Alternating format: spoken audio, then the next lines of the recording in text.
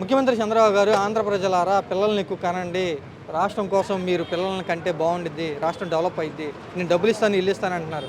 దీని గురించి ఏమంటారు మీరు?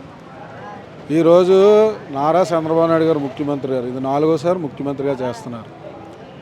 ఆయన ఓ పిల్లడు ముద్దు అన్నప్పుడు గొర్రెలను అమ్మాలి, ఇద్దరు పిల్లలు కావాలన్నప్పుడు గొర్రెలను అమ్మాలి, ముగ్గురు పిల్లలు కాదు నలుగురు కనమన్నప్పుడు గొర్రెలాగా ఆలకిస్తారు. ప్రజలు ఏమైనా నేను ఏం చెప్పినా సరే నేను విజనరీ అని చెప్పుకునే భావం కలిగినట్టు వ్యక్తి అతను. ఈరోజు ఒక ఇద్దరు పిల్లల్ని చదివించి వాళ్ళని ప్రయోజకులను చేయాలంటే తల్లిదండ్రులకి కావాల్సింది సరైన ఉపాధి. ఆ ఉపాధే సరిగ్గా కల్పించట్లేనప్పుడు ముగ్గురిని కానీ ఏం చేస్తారండి ప్రజల గురించి కూడా ఆలోచించేటువంటి ప్రభుత్వం ఏమి కాదు. లేనిపోని హామీలు ఇచ్చి ప్రజల్ని మాయ వంచనతోటి మరి అధికారంలోకి వచ్చారు. అధికారంలోకి వచ్చిన కాడి నుంచి జనాల్ని వంచన చేస్తూనే ఉన్నారు. ఇప్పుడు కూడా జనాలు వంచన చేస్తూ ఉన్నారు. వాళ్ళు స్పెషల్గా ప్లేట్లు వేసుకుని తిరగడానికే డబ్బులు ఉన్నాయి కానీ ప్రజలకు ఇవ్వడానికి, అలాగే నిరుద్యోగ భృతి ఇవ్వడానికి, ప్రజలు అభివృద్ధి పరచడానికి వాళ్ళ దగ్గర ఎటువంటి సంక్షేమం కానీ డబ్బులు లేవండి. మీరు చూసారు, నిన్న మీటింగ్లో చెప్పారు. డబ్బులు లేనప్పుడు అతను గవర్నమెంట్ నడపడానికే డబ్బులు లేనప్పుడు మేము ముగ్గురు పిల్లలు పెంచడానికి మాలాంటి సాధారణమైన వ్యక్తుల దగ్గర డబ్బులు ఎలా ఉంటాయండి? ప్రజలు అన్నీ గమనిస్తున్నారు. 2 సంవత్సరాలు అయిందండి, ఇంకో 3 సంవత్సరాలు వెయిట్ చేస్తున్నారు. చేసేప్పుడు తగిన గుణపాఠం నారా చంద్రబాబు నాయుడుకి చెప్తారు. 1000 కాదు 2000 కాదు 25,000 ఇస్తారంట, ఇల్లు ఇస్తారు, త్రిబుల్ బెడ్రూమ్ సంబంధించి ఇల్లు. జగన్ గారు ఇచ్చినటువంటి కాలనీలో లోన్లు ఇచ్చి ఇల్లులు కట్టించమనండి చాలు.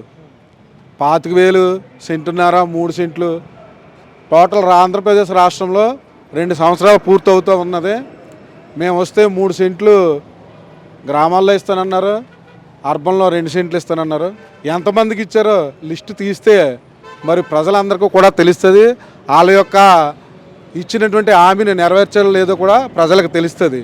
కళ్ళబోని మాటలు కాకుండా ప్రజలకు ఉపయోగపడే చేయమని ఇప్పటికైనా తెలుసుకుని లేనిపోని విషయాలు మాట్లాడకుండా మంచి విషయాలు చెప్పి ప్రజలకు మంచి చేయాలని కోరుకుంటున్నాను.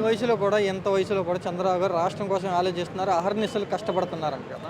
ఓకే ఆలోచిస్తూ ఉన్నారు. ఎవరి కోసం?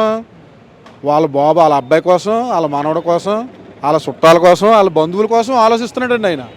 వాళ్ళ సామాజిక వర్గం గురించి ఆలోచిస్తున్నారు. సామాన్య ప్రజలకు ఏం చేస్తున్నారు? ఎస్సీ ఎస్టీ బీసీల గురించి ఏం ఆలోచిస్తున్నారు? వాళ్ళ సబ్ ప్లాన్ వారి ద్వారాగా వచ్చినటువంటి నిధులు ఏ విధంగా మీరు రాజధానికి మళ్లించేసుకుంటున్నారో, ఏ విధంగా మీరు కార్పొరేట్ సంస్థలకి మీరు దారాదత్తం చేసుకుంటున్నారో ప్రజలందరికీ తెలుసు కాబట్టే ప్రజలు రోడ్డు మీదకి వచ్చి చైతన్యవంతులై ఇవాళ జగన్మోహన్ రెడ్డి గారు వెంట తండోపతండోలుగా తిరుగుతూ ఉన్నారు. మీరు గమనించాలి. ప్రజల్లో వాస్తవాలు తెలుసుకుని మీరు హామీలు ఇవ్వాల్సిందిగా కోరుచున్నాం.